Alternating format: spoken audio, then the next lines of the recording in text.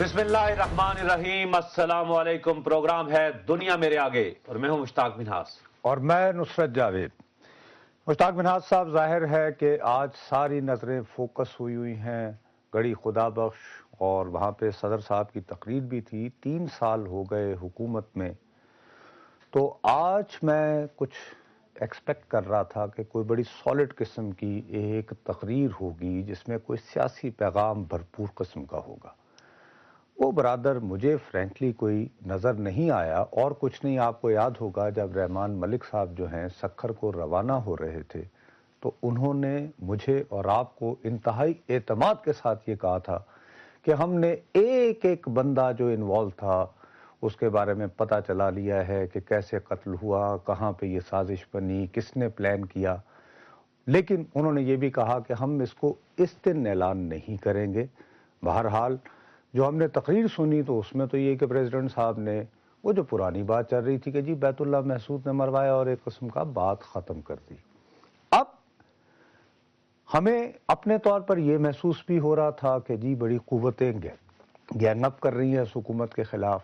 موصوف کا کانفیڈنس بھی تھا کہ جی جیسے بڑے اطمینان سے بیٹھے ہوئے ہیں، اور ابھی بھی جن جن کو چھیڑنا تھا وہ تنگ بھی کیا۔ تو میں تو بھیا کنفیوز ہو گیا ہوں، تمہارے پاس اگر کوئی اس کے بارے میں ہے کوئی روشنی تو مجھے خیر میرا تو ان چیزوں میں انٹرسٹ ہی کوئی نہیں ہے کہ وہ کیا پیغام ہے۔ میں تو یہ سوچ رہا تھا کہ ایک تو مجھے جو لگا ہے نا سارے 2-4 دن کی ایکٹیویٹی کراچی بھی، ایک تو پرائم منسٹر فارغ ہے اچھا 18ویں ترمیم کے باوجود۔ آپ کو اس سارے 18ویں ترمیم کے بعد تو یہ تھا نا کہ وزیر اعظم مضبوط، یہ وہ میں نے اختیارات پارلیمنٹ کو، یہ محمد خان جنیجو جو میں نے ان کو کہا بھی تھا، وہ ساری باتیں۔ لیکن ایک تو وہ یہ ایک بات پتہ چلا کہ نہیں، جو پارٹی لیڈر ہے جس کے پاس ووٹ بینک ہے، ایم این اے جس کے ساتھ ہیں، پارٹی جس کے پاس ہے، وہ جو ہے اللہ کے فضل سے وہی ہے، اب وہ نہیں ہے۔ دوسری بات، اب آپ دیکھیں کہ اس وقت مہنگائی سے یہ، اور گیس میں مثلا چولہا نہیں جل رہا، چھوڑیں آپ دفعہ کریں بڑی بڑی باتیں، آپ نیوکلیر ٹیکنالوجی کی نہ باتیں کریں۔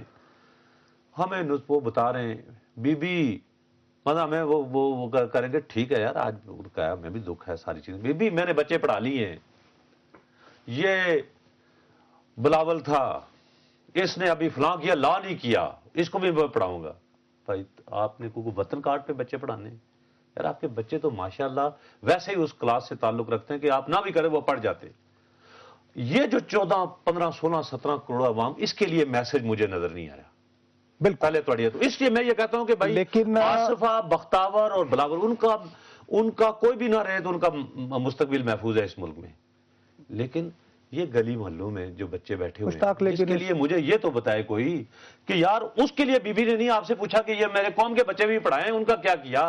اس کے باوجود مجھے وہ سوال چاہیے تھا جو مجھے نظر، میں اس سے مایوسی ہوئی ہے۔ مشتاق صاحب، میں اس کے باوجود میں سمجھتا ہوں کہ بہرحال یہ ایک سیاسی جماعت ہے، ایک سیاسی جماعت کے سربراہ کی تقریر تھی، اور اس میں کوئی پیغام تو یعنی مجھے سمجھ میں نہیں آ رہا۔ تو ہمیں جوائن کر رہے ہیں ہمارے بہت سینئر کولیگ، میرے بھائی، میرے دوست شاہین صاحبائی صاحب، شاید وہ کچھ اس پہ روشنی ڈالیں۔ السلام علیکم شاہین صاحب۔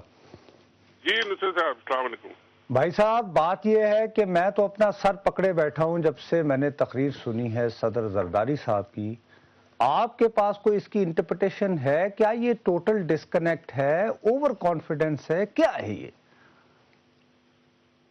سر مجھے تو لگتا ہے کہ وہ ایک جسے ہم انگریزی میں کہتے ہیں کوکون، یا ایک شیل، ایک اپنی دنیا میں وہ بیٹھے ہیں اور اسی کے اندر وہ رہتے ہیں، اسی کے اندر وہ باتیں کرتے ہیں لوگوں سے، اور باہر کی دنیا میں جو کچھ ہو رہا ہے ان کو میرا خیال ہے کچھ پتہ نہیں ہے زیادہ، نہ ان کو کوئی کوشش ہے کہ وہ پتہ کریں، اور وہ اپنی دنیا کی ہی باتیں کرتے ہیں جب وہ باہر نکلتے ہیں۔ تو کچھ لوگوں کو سمجھ آتی ہیں، کچھ نہیں آتی ہیں۔ ہم آپ کو تو بالکل سمجھ نہیں آ رہی کہ یہ کون سی دنیا کی باتیں کر رہے ہیں، لیکن صدر صاحب ہیں، جنگل کے بادشاہ ہیں، جو مرضی آئے کہیں، وہ تقریر ان کی سی ہے۔ اچھا، کیا شاہین صاحب صاحب آپ ہمیں یہ بتا سکتے ہیں، گائیڈ کر سکتے ہیں کہ ایک وقت تھا کہ ان کے متعلق ان کا رویہ اتنا جارحانہ نہیں تھا، یہ پتہ چل رہا تھا گزشتہ 1 سال میں کہ گورنمنٹ گئی، کچھ نہیں ہوا، لیکن مولانا فضل الرحمان جس دن سے گئے اس دن پھر ایک مرتبہ نمبرز گیم میڈیا میں ڈسکس ہونا شروع ہو گئے کہ بھائی پیپلز پارٹی اور زرداری صاحب اور ان کی وزیر اعظم گیا تحریک عدم استحکام آ گئی۔ لیکن لگتا یہ ہے کہ اس تمام چیخ و پکار کے باوجود گورنمنٹ سٹیبل ہے، اس کے کوئی بھی بڑا جو سب سے بڑا مخالف ہے وہ ہے میاں محمد نواز شریف، وہ بھی کوئی آگے بڑھ کے اس گورنمنٹ کے خلاف کوئی مہم جوئی کرنے کے موڈ میں نظر نہیں آتے، جس کی وجہ سے ان کا کانفیڈنس لیول بھی بڑھا۔ اور آج جو انہوں نے پیغامات دیے اس میں کہیں ان کی اپریسیشن بھی نہیں تھی، ان پہ بھی 2-4 جو ہے نا فکرے انہوں نے ڈالے۔ تو یہ اعتماد کا لیول جو اپنی سطح ہم نے ان کی تقریر میں دیکھی، یہ کس طریقے سے آپ اس کی تشریح کریں گے؟ دیکھیے، آپ کہہ رہے ہیں کہ یہ پچھلے 3 سال سے یہ ڈر لگا ہوا تھا کہ گورنمنٹ گئی یا نہیں گئی۔ آج جو انہوں نے تقریر کی ہے وہ بھی تو ایک فیئر ہی کی، اپنے سروائیول ہی کی تقریر انہوں نے کی ہے۔ یہ کہیں نظر نہیں آتا کہ یہ نظر آئے کہ جی یہ ایک بڑی پختہ گورنمنٹ ہے اور اب یہ ایشوز کو اور جو لوگوں کے مسئلے ہیں اور جو باہر دنیا کے جو مسئلے ہیں ان کو ایڈریس کرنے کے لیے یہ جا رہے ہیں اور کچھ کر رہے ہیں۔